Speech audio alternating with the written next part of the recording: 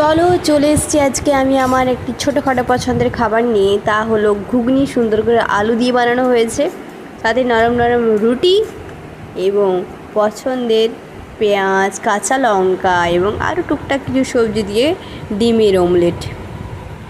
তবে হ্যাঁ, ডিমের অমলেটটা চেষ্টা করো যতটা কম তেল দিয়ে বানানো যায়, ঠিক আছে বন্ধুগণ?